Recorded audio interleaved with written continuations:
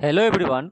स्वागत है फिर से एक नए वीडियो में। तो दोस्तों, बिहार दरोगा का आज हम लोग रुक्मिणी प्रकाशन का देखेंगे और यह चौथा सेट होगा, क्योंकि इससे पहले हम लोग 3 सेट को देख चुके हैं। और चलिए शुरू करते हैं। और 3 सेट को आप लोग प्लेलिस्ट में जाकर देख सकते हैं, उसका लिंक डिस्क्रिप्शन में दे दिया जाएगा।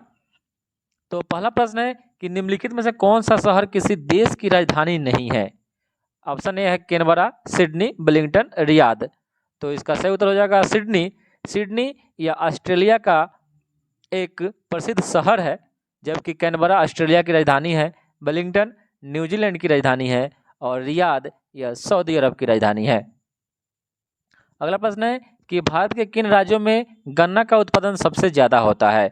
तो गन्ना सबसे ज़्यादा यह उत्तर प्रदेश एवं बिहार में होता है। उत्तर प्रदेश एवं बिहार में होता है।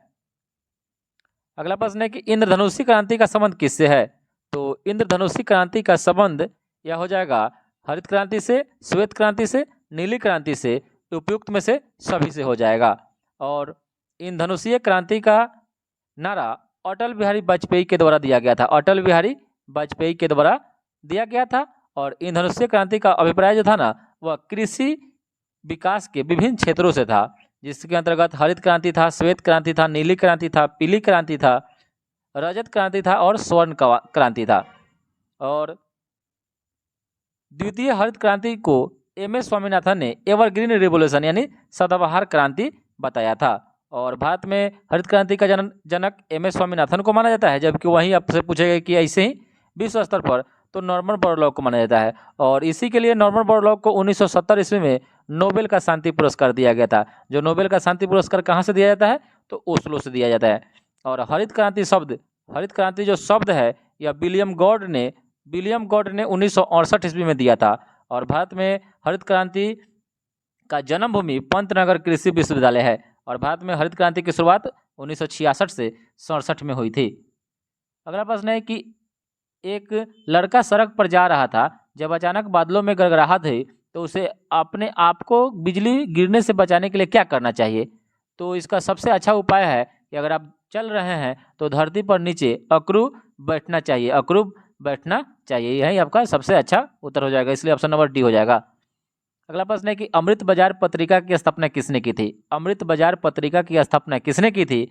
तो इसका सही उत्तर हो जाएगा शिशिर कुमार घोष ने। अमृत बाजार पत्रिका की स्थापना शिशिर कुमार घोष ने किया था।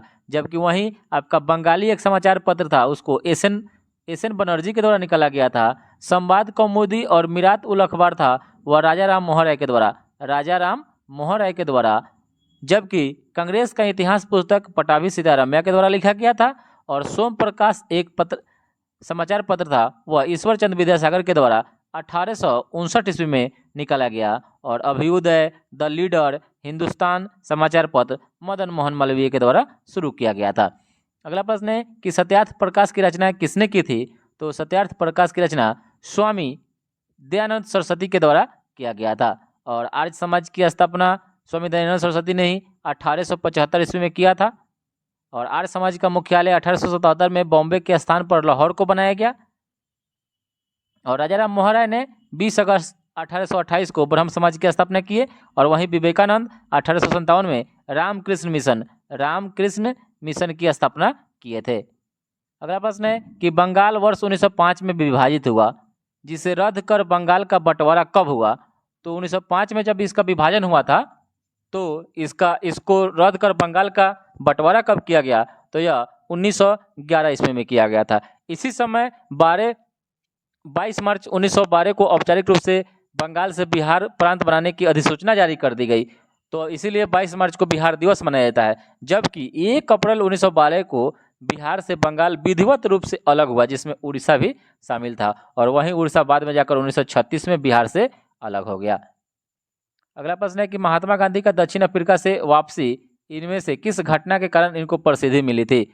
तो इसका सही उत्तर हो जाएगा चंपारण सत्याग्रह। और यह 1917 में हुआ था। और इसी सत्याग्रह के कारण बिहार में 3 कठिया कानून को खत्म कर दिया गया और इनको इसी से प्रसिद्धि मिली। जबकि ये अपना प्रथम सत्याग्रह या 1906 से 7 में यह दक्षिण अफ्रीका में चलाए थे। और यह विधिवत रूप से भारत में अस्थायी रूप से 15 ईस्वी में 1915 ईस्वी में 9 जनवरी को आ गए और उसी समय भारत में क्या मनाया जाता है, तो प्रवासी भारतीय दिवस मनाया जाता है। और कब से मनाया जा रहा है, तो यह 2003 से मनाया जा रहा है।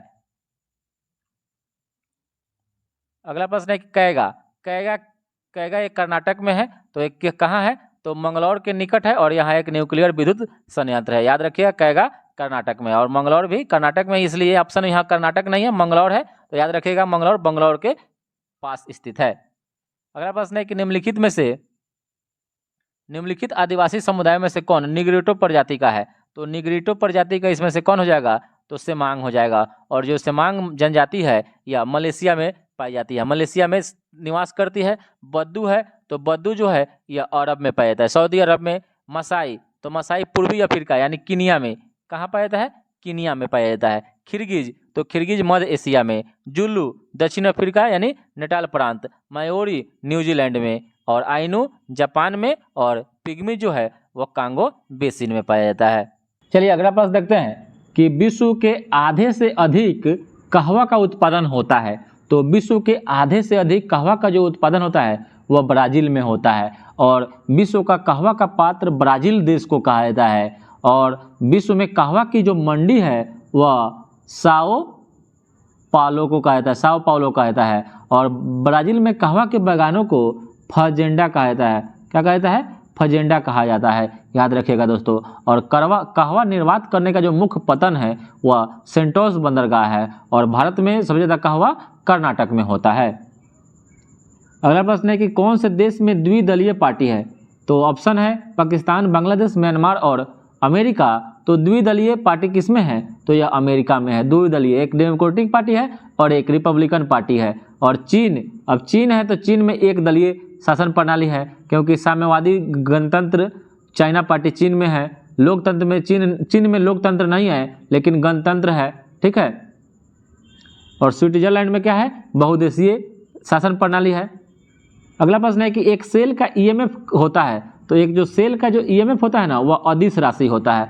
और अदिश राशि जिसमें केवल परिणाम होता है, दिशा नहीं होता है, उसको अदिश राशि कहते हैं। जैसे द्रव्यमान, चाल, आयतन, कार्य, समय, दाब, ताप, ऊर्जा, ये सब क्या है, अदिश राशि है। जबकि सदिश राशि जिसमें परिणाम के साथ साथ दिशा होता है और जो योग के नियम निश्चित नियमों के अनुसार जोड़ा जाता है उसे सदिश राशि कहते हैं। जैसे वेग है, विस्थापन है, बल है, त्वरण है, ये सब सदिश राशि है।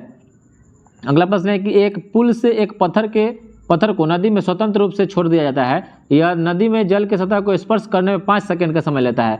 तो जल की सतह से पुल की ऊंचाई ज्ञात करने के लिए आपको फॉर्मूला H इक्वल टू यहाँ क्या लगेगा, हाफ GT²। तो हाफ GT², यहाँ T इक्वल टू 5 सेकंड रख दीजिए। तो यहाँ पर G का मान 9.8 मीटर पर सेकेंड स्क्वायर रखना है, क्योंकि यहाँ पर पहले ही बता दिया है। तो इसका जो आंसर आ जाएगा 122.5 मीटर हो जाएगा। अगला प्रश्न है कि आवर्त सारणी के वर्ग 1 के तत्व हैं। तो आवर्त सारणी के वर्ग 1 के जो तत्व होते हैं वो क्या होता है, क्षार धातुएं होते हैं, क्षार धातुएं होते हैं। उसी में आपका जैसे सोडियम है और पोटेशियम है, अति क्रियाशील धातु है और यह सामान्य रूप से क्षार धातुएं कहलाते हैं। और इनकी अति क्रियाशीलता के कारण इन्हें केरोसिन के तेल में रखा जाता है। अगला प्रश्न है कि सामान्यतः समस्त महत्वपूर्ण निर्णय लिए जाते हैं, तो किसके द्वारा ये हो जाएगा, तो ये हो जाएगा कैबिनेट के द्वारा। महत्वपूर्ण निर्णय समस्त जो लिए जाते हैं वो कैबिनेट के द्वारा ही लिया जाता है। और संसदीय जो प्रणाली है भारत में ब्रिटेन से लिया गया है और संसदीय प्रणाली की जो जननी ब्रिटेन कहलाता है। और संसदीय प्रणाली को प्रधानमंत्री प्रणाली या कैबिनेट प्रणाली भी कहा जाता है। अगला प्रश्न है कि ब्रोंकाइटिस सांस लेने में तकलीफ और अस्थमा के वर्धन निम्नलिखित में से किस वजह से होता है, तो इसका जो सही उत्तर हो जाएगा स्मॉग के तहत होता है, स्मॉग। अगला प्रश्न है कि मानव कर्ण यानी कान का ध्वनि कंपनों को विद्युत सिग्नलों में परिवर्तित करने वाला भाग कौन सा होता है, तो यह हो जाएगा कर्णावर्त। क्या हो जाएगा, कर्णावर्त। और कान में 6 प्रकार की हड्डियां पाई जाती है, ठीक है, 6 प्रकार की हड्डी पाई जाती है। टोटल 6 पाई जाती है, 3 प्रकार की हड्डियां होती है, तीनों में 2 हड्डी पाई जाती है। जो मेलिकस होता है, इनकस होता है और स्टेपिज, ठीक है। चलिए अगला प्रश्न है कि निम्नलिखित में से कौन से भारत शासन अधिनियम 1935 के संदर्भ में सही है, तो 1935 में क्या लिया गया था, संघ में द्वैत शासन, संघीय व्यवस्था और संघीय न्यायपालिका की स्थापना, यह सभी चीज़ें 1935 के भारत शासन अधिनियम में हुआ था। अगला प्रश्न है कि सुमेलित करना है, कि संचालन समिति, तो संचालन समिति के अध्यक्ष थे doctor Rajendra Prasad. Option number यहाँ डी हो जाएगा, राजेंद्र प्रसाद हो जाएंगे। संचालन समिति के याद रखिएगा राजेंद्र प्रसाद।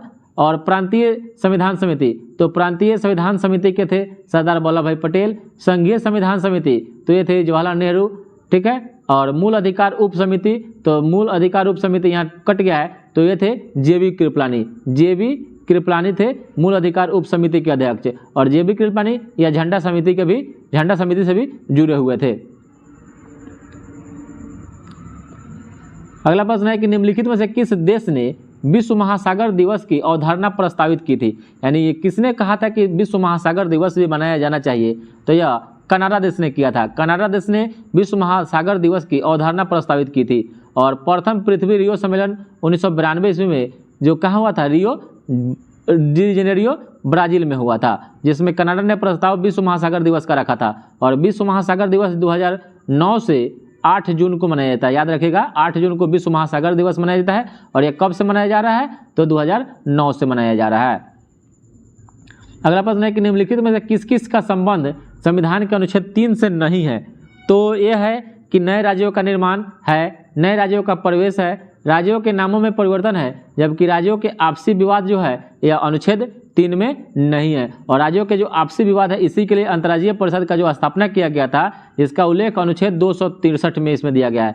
और अंतर्राज्यीय परिषद का जो स्थापना हुआ था 1990 ईस्वी में हुआ था। और यह किसके आयोग की सिफारिश पर? तो सरकारिया आयोग के सिफारिश पर अंतर्राज्यीय परिषद का निर्माण हुआ था। और यह राज्यों के विवादों का समाधान के लिए इसका स्थापना किया गया था या निर्माण किया गया था।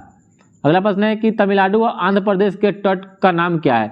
तो तमिलनाडु और आंध्र प्रदेश के तट को कोरोमंडल तट कहा जाता है, कोरोमंडल। वहीं पूर्वी घाट को भी कोरोमंडल कहा जाता है, ठीक है। देखिए आंध्र प्रदेश और तमिलनाडु दक्षिण में पड़ता है, लेकिन उसके घाट का नाम पूर्वी घाट है और पूर्वी घाट को कोरोमंडल तट कहा जाता है। और वहीं पश्चिमी घाट को कोंकण मंडल कहा जाता है। और मालाबार तट केरल में है। पश्चिमी घाट और पूर्वी घाट का जो मिलन स्थल है वह नीलगिरी है। कहाँ है? नीलगिरी, ठीक है। चलिए अगला प्रश्न है कि क्षेत्रफल के क्रम के अनुसार भारत के 3 बड़े राज्य कौन है? क्षेत्रफल, तो सबसे ज्यादा क्षेत्रफल कौन है? राजस्थान है। राजस्थान का बाद मध्य प्रदेश है, मध्य प्रदेश के बाद महाराष्ट्र, इसलिए ऑप्शन नंबर ए हो जाएगा, ठीक है।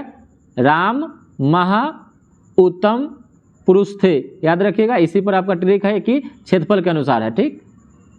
अगला प्रश्न है कि एक जनजाति जो सरहुल त्यौहार मनाता है वह कौन है? तो सरहुल त्यौहार जो मनाने वाला जनजाति है, इसका जो सही उत्तर हो जाएगा मुंडा जनजाति हो जाएगा। मुंडा जनजाति सरहुल त्यौहार मनाया जाता है। और सरहुल जो है यह झारखंड राज्य, छत्तीसगढ़ में भी मनाया जाता है, उड़ीसा में और बंगाल राज्य में भी सरहुल त्यौहार मनाया जाता है।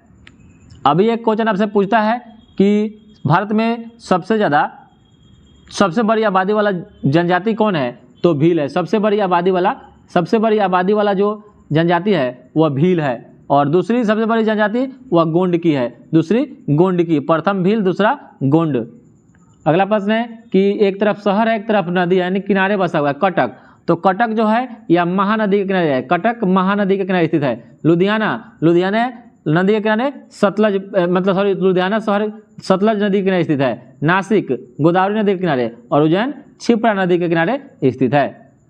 अगला प्रश्न है एक तरफ बहुउद्देशीय परियोजनाएं हैं, एक तरफ नदियां है। इडुक्की, तो जो इडुक्की है यह परियार नदी पर केरल में है, ठीक है। मातातिला यह बेतवा नदी पर है, ठीक है। और नागार्जुन सागर यह कृष्णा नदी पर है। और पोचमपद यह गोदावरी नदी किनारे स्थित है। वहीं पर आपसे कभी कभी परियोजना पूछ देता है, जैसे दुर्गा बैराज प्रोजेक्ट या दामोदर नदी में है पश्चिम बंगाल में, टिहरी बांध भागीरथी नदी पर, इंदिरा गांधी नहर प्रोजेक्ट या सतलज नदी पर, उकाई प्रोजेक्ट या ताप्ती नदी पर है, तिलाया प्रोजेक्ट या बराकर नदी पर है, और सरदार सरोवर प्रोजेक्ट या नर्मदा नदी पर है। अगला प्रश्न है कि मंगल और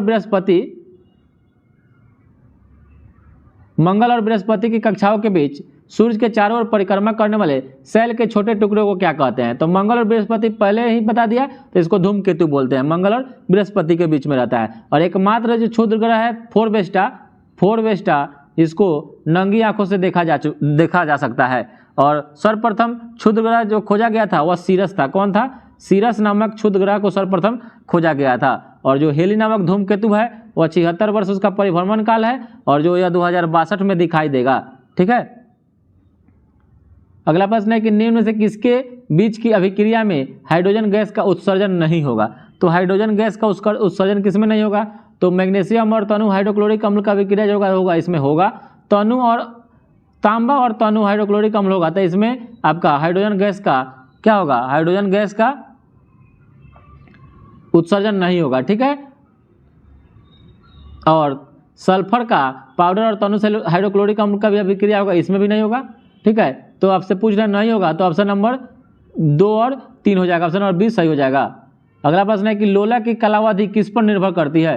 तो लोलक की जो कालावधि है किस पर निर्भर करती है, तो यह लंबाई के ऊपर निर्भर करती है। और सरल लोलक का जो आवर्त काल यानी टी इजकल टू, याद रखिएगा दोस्तों, 2 pi root under L by G, ये बहुत इंपॉर्टेंट फॉर्मूला है, याद रखिएगा।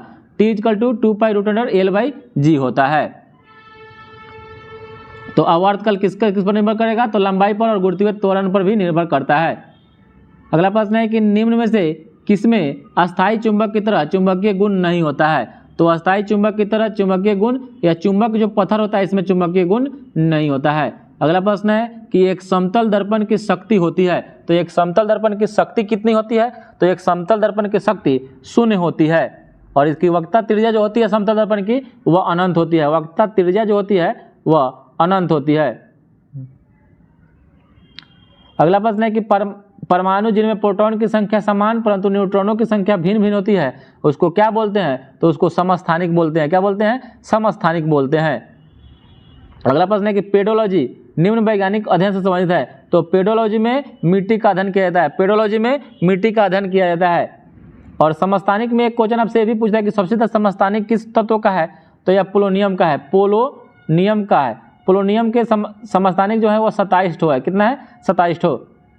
अगला प्रश्न है कि रेशम का कीड़ा अपने जीवन चक्र के किस चरण में वाणिज्यिक तंतु पैदा करता है।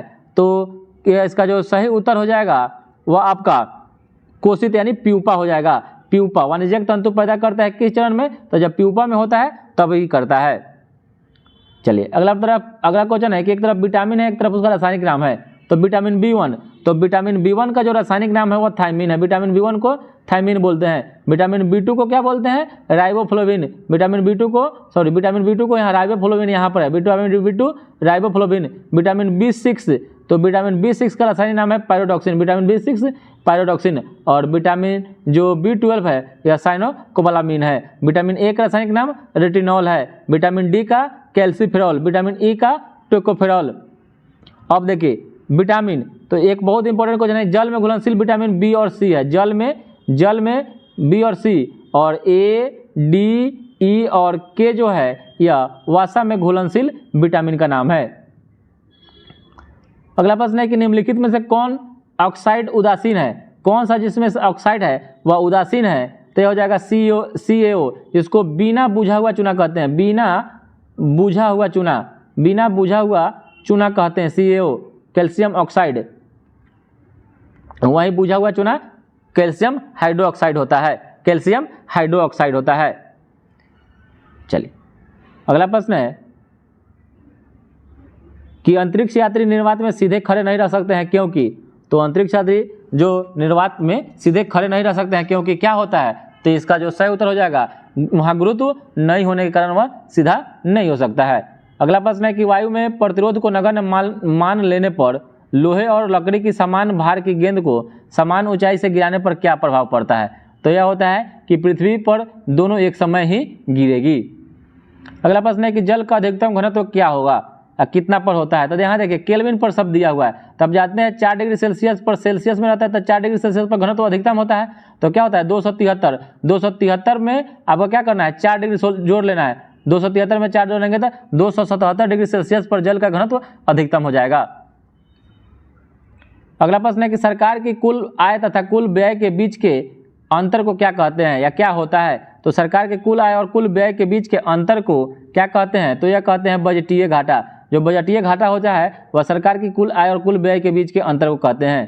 अगला प्रश्न है कि राज्य सरकारों की आय का मुख्य स्रोत क्या है। तो राज्य सरकार की आय का जो मुख्य स्रोत है वह केंद्रीय करों में भागीदारी होना, केंद्रीय करों में भाग। अगला प्रश्न है कि आउटकम बजट को भारत में पहली बार कब प्रस्तुत किया गया। तो आउटकम बजट को पहली बार 2005 में प्रस्तुत किया गया था भारत में। अगला प्रश्न है कि निम्नलिखित में से असत यानी गलत युग्म का चयन करना है। हरित क्रांति का जनक एम.एस. स्वामीनाथन को माना जाता है और ये सिफारिश किए थे, ठीक है। और राज्य समिति या कृषि जोत पर कर के लिए वर्गीज कुरियन दूध उत्पादन या श्वेत क्रांति, मोरारजी देसाई कराधान, मोरारजी देसाई कराधान से यह आपका क्या है, गलत युग्म है। चलिए अगला प्रश्न देखते हैं कि निम्नलिखित में से राज्यसभा के विषय में कौन सा कथन सही नहीं है। तो कौन सा कथन राज्यसभा के विषय में सही नहीं है, तो यह भंग नहीं किया जा सकता है, यह भंग नहीं किया जा सकता है, ठीक है। इसका कार्यकाल 5 वर्षों का होता है, तो क्या है, राज्यसभा का कार्यकाल 6 वर्षों का होता है। राज्यसभा का कोई कार्यकाल नहीं होता है, राज्यसभा के सदस्यों का कार्यकाल 6 वर्ष का होता है, ठीक है। और प्रत्येक 2 वर्ष बाद इसके 1/3 सदस्यों का कार्यकाल समाप्त हो जाता है। इसके सदस्य 30 वर्ष की कम आयु के नहीं होंगे। तो इसका जो सही उत्तर हो जाएगा क्या हो जाएगा, ऑप्शन नंबर बी हो जाएगा सही। अगला प्रश्न है कि मूल अधिकार के संदर्भ में निम्नलिखित में से कौन सा कथन सही है। मूल अधिकार के संदर्भ में, तो मूल अधिकार के संबंध में इसमें कथन कौन सही है, तो वाद योग्य नहीं है, न्याय योग्य नहीं है, संशोधन योग्य नहीं है और उच्चतम न्यायालय के मूल क्षेत्राधिकार के अंतर्गत नहीं आते हैं। तो जो इसका सही उत्तर हो जाएगा ऑप्शन नंबर डी हो जाएगा।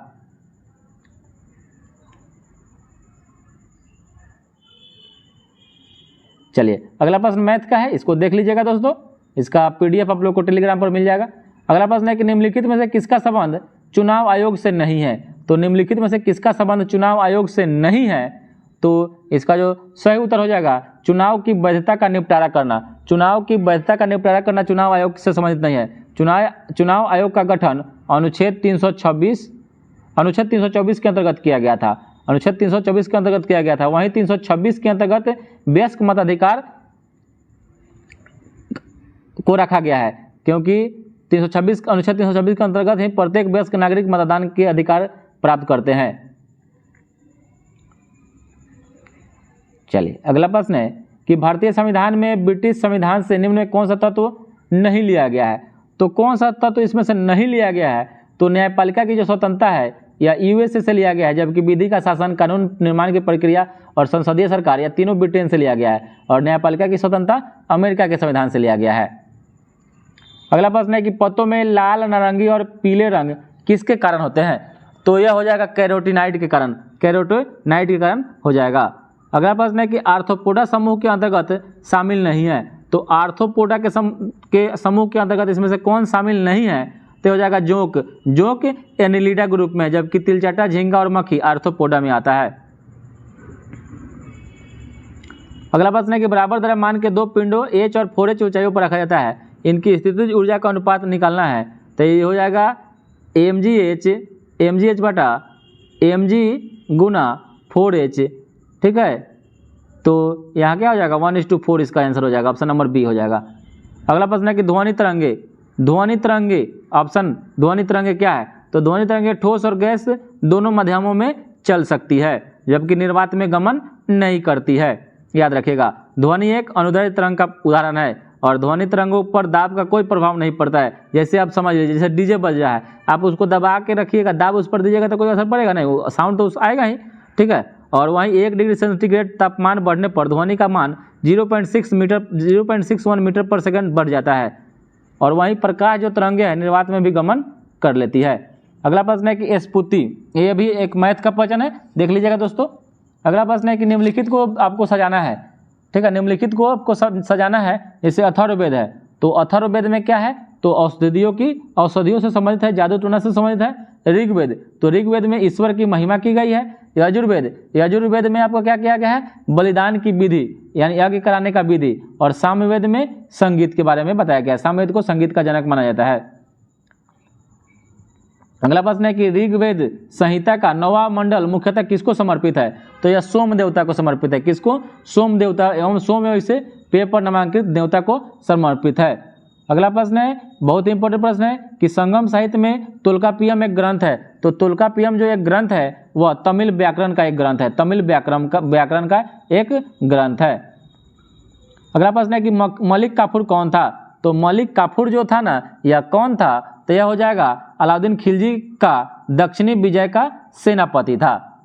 और इसको हजार दिनारी के नाम से भी जाना जाता है, हजार दिनारी के नाम से भी जाना जाता है। और मलिक काफूर ने 1298 में गुजरात विजय के दौरान नुसरत खां के द्वारा खरीदा गया था और ये 1000 दिनार में खरीदा था, इसलिए इसको हजार दिनारी के नाम से भी जाना जाता है।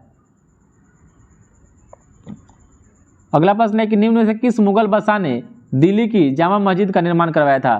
तो दिल्ली की जामा मस्जिद का निर्माण किसने करवाया था? तो यह शाहजहां ने करवाया था और शाहजहां ने 1638 ईस्वी में शाहजहांबाद शहर दिल्ली के समीप इसकी स्थापना करवाया था। अगला प्रश्न है कि निम्नलिखित 4 बाहरी आक्रमणों को कालक्रम के अनुसार व्यवस्थित करना है। तो ये इसका जो हो जाएगा आपका पहले आ जाएगा चंगेज खां ने भारत पर 1221 से लेकर 1227 तक रहा था।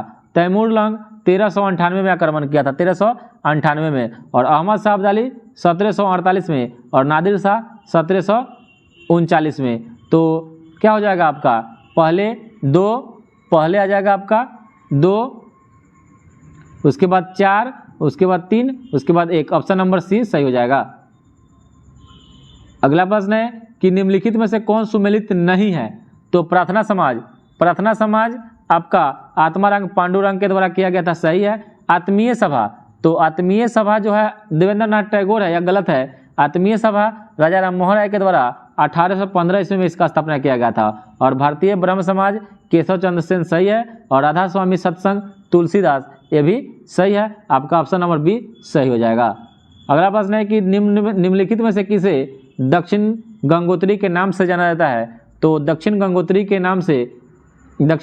के नाम से भारत का प्रथम अंटार्कटिक शोध केंद्र को जाना जाता है। अगला प्रश्न है कि पृथ्वी का आयु निर्धारित करने में निम्नलिखित में से कौन सी विधि का प्रयोग करते हैं? तो इसका जो सही उत्तर हो जाएगा यूरेनियम डेटिंग, ठीक है। चट्टान, पृथ्वी की आयु सब के ज्ञात यूरेनियम डेटिंग से करते हैं। वहीं आपका अगर जीव जंतु के बारे में है, पेड़ का जानकारी करना है, तो यहाँ कार्बन 14 का प्रयोग करते हैं जिसमें कार्बन की मात्रा हो।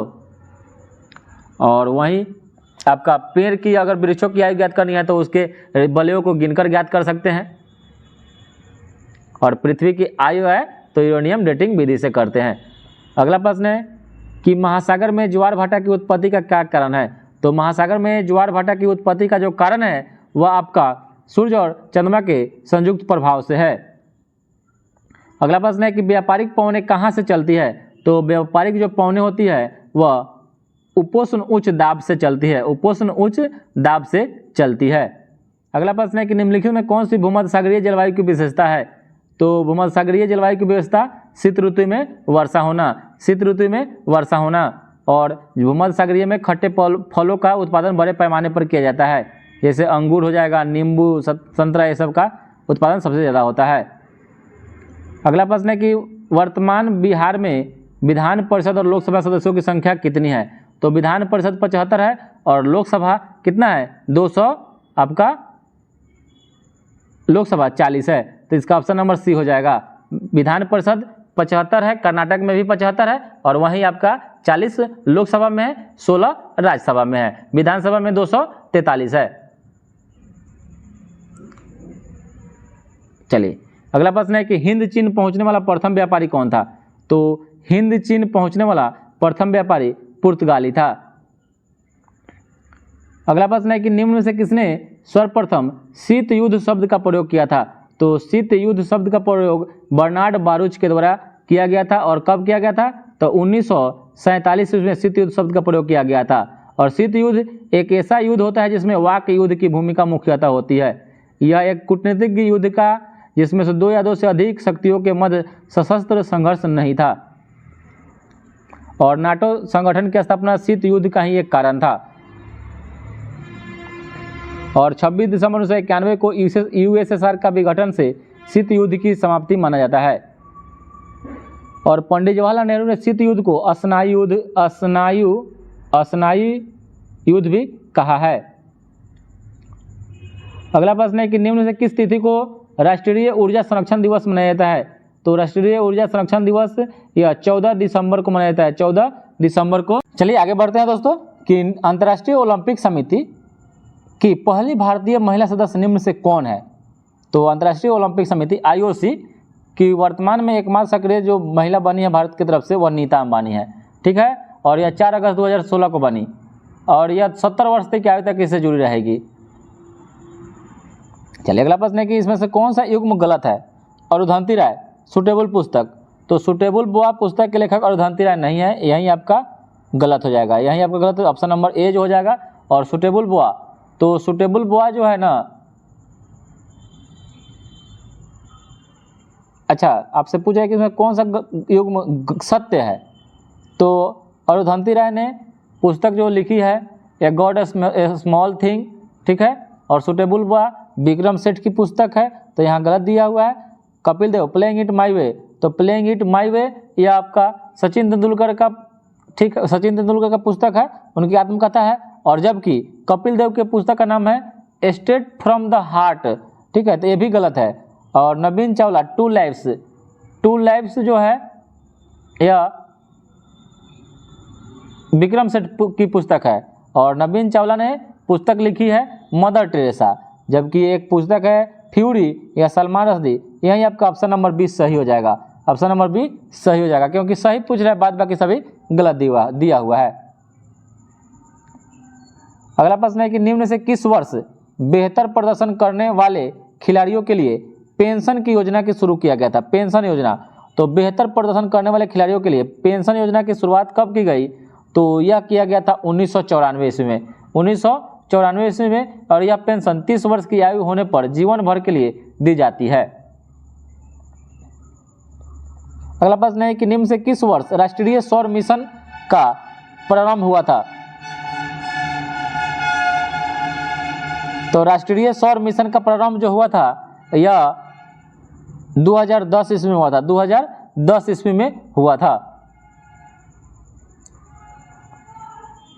अगला प्रश्न है कि कार्टेजेना प्रोटोकॉल का संबंध किससे है। तो कार्टेजेना प्रोटोकॉल का जो संबंध है वह जैव सुरक्षा समझौता से है, जैव सुरक्षा समझौता से है। और इस समझौते को 29 मई 2000 ईस्वी में पेरिस में जैव विविधता में शामिल किया गया था, 2000 ईस्वी में पेरिस में। अगला प्रश्न है कि निम्न से किन्हें फादर ऑफ गॉड पार्टिकल के नाम से जाना जाता है। तो फादर ऑफ गॉड पार्टिकल या सत्येंद्र नाथ बोस को जाना जाता है, सत्येंद्र नाथ बोस को जाना जाता है। अगला प्रश्न है कि मार्क्स के अनुसार साम्यवादी समाज की प्रथम अवस्था में किसका अस्तित्व बना रहेगा। तो यह बना रहेगा श्रम विभाजन का अस्तित्व। अगला प्रश्न है कि दुर्खिम ने आत्महत्याओं को निम्न से क्या माना है। तो दुर्खिम ने आत्महत्याओं को निम्न में से क्या माना है, तो यह माना है सामान्य। अगला प्रश्न है कि निम्न में से किसने जाति प्रथा की उत्पत्ति का सिद्धांत धर्म को माना है। तो हो जाएगा मैक्स वेबर। अगला प्रश्न है कि cricket tournament Vijay Hazare trophy 2022 का खिताब किसने जीता। तो विजय हजारे ट्रॉफी 2022 यह जीता है सौराष्ट्र ने, और सौराष्ट्र ने यह खिताब जीता 2022 में। वहीं रणजी ट्रॉफी 2022-23 में बंगाल को पराजित कर सौराष्ट्र ही जीता है। अगला प्रश्न है कि फसल बीमा योजना के लिए किस राज्य को राष्ट्रीय पुरस्कार 2023 से सम्मानित किया गया है। तो यह किया गया है कर्नाटक राज्य को। और अगला प्रश्न है कि आईसीसी महिला T20 क्रिकेट विश्व कप 2023 कहाँ संपन्न हुआ। तो यह हुआ दक्षिण अफ्रीका में। कहाँ हुआ, दक्षिण अफ्रीका में, साउथ अफ्रीका। और ऑस्ट्रेलिया ने केपटाउन में खेले गए T20 वर्ल्ड कप के फाइनल में साउथ अफ्रीका को 19 रन से हराकर छठी बार कप अपने नाम किया। अगला प्रश्न है कि बिहार सरकार द्वारा शून्य कार्बन उत्सर्जन का लक्ष्य कब तक रखा गया है। तो यह 2040 तक रखा गया है। चलिए वहीं जान लेते हैं कि बिहार सरकार और क्या क्या लक्ष्य रखा है। तो सभी घरों में प्रीपेड मीटर या 2025 तक इसका रखा हुआ है। 100% साक्षरता 2030 तक बिहार 100% साक्षरता को प्राप्त कर लेगा। हेपेटाइटिस बी की समाप्ति 2030 तक ही रखा है। टीबी 2025 तक, एड्स 2030 तक। अगला प्रश्न है कि विजडन क्रिकेट ऑफ ईयर की सूची में शामिल होने वाली भारत की एकमात्र महिला खिलाड़ी कौन बन गई है। तो यह हो जाएगा हरमनप्रीत कौर। कौन हो जाएगा, हरमनप्रीत कौर हो जाएगा। अगला प्रश्न है कि मई 2023 में प्रधानमंत्री नरेंद्र मोदी को किस देशों ने अपने सर्वोच्च सम्मान से सम्मानित किया, यानी मई महीना में बताना है। तो मई महीना में ए और बी दोनों यानी पपुआ न्यू गिनी और फिजी, यह दोनों देश दिया है अपना सर्वोच्च नागरिक सम्मान। और भारत का सर्वोच्च नागरिक सम्मान क्या है? भारत रत्न है, जिसकी शुरुआत 1954 से हुई थी। अगला प्रश्न है कि प्रवासी भारतीय सम्मान 2023 से किसे सम्मानित किया गया? तो प्रवासी भारतीय सम्मान 2023 से सम्मानित किया गया, यह किया गया राज सुब्रमण्यम को, राज सुब्रमण्यम को। और राज सुब्रमण्यम फेडेक्स कंपनी के सीईओ हैं। और प्रवासी भारतीय दिवस 2003 से मनाया जा रहा है 9 जनवरी को। अगला प्रश्न है कि वर्ष 2023 के G20 शिखर सम्मेलन में भारतीय शेरपा कौन है? तो यह हो जाएंगे अमिताभ कांत, अमिताभ कांत। और G20 की स्थापना 1999 ईस्वी में हुआ था। और G20 का सम्मेलन 2022 में इंडोनेशिया के बाली में हुआ था।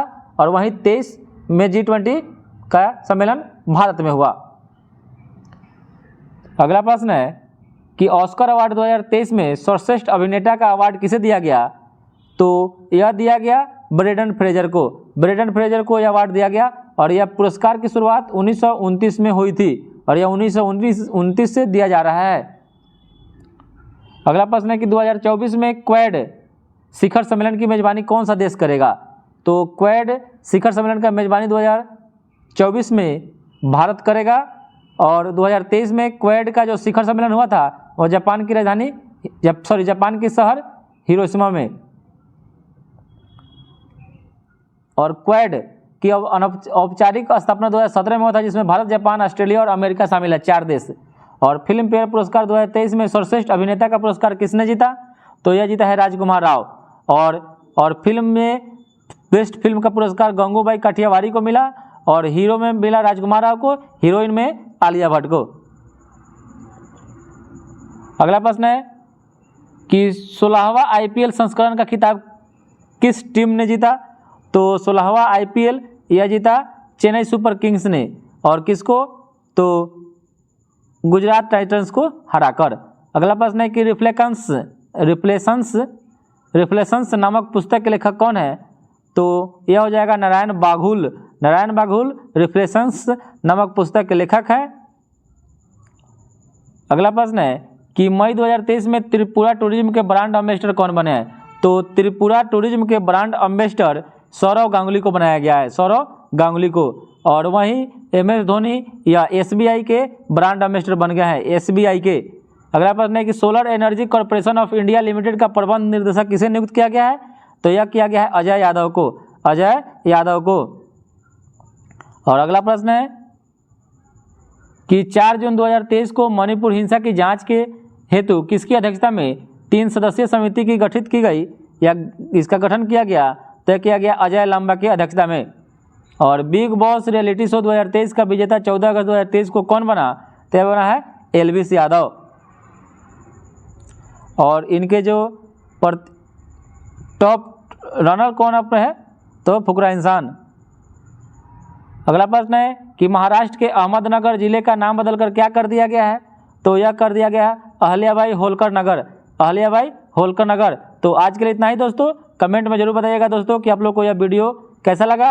अच्छा लगे तो लाइक और सब्सक्राइब कर दीजिएगा और चैनल को सब्सक्राइब कर दीजिएगा और वीडियो को जितना हो सके दोस्तों के साथ शेयर कर दीजिएगा। जय हिंद दोस्तों।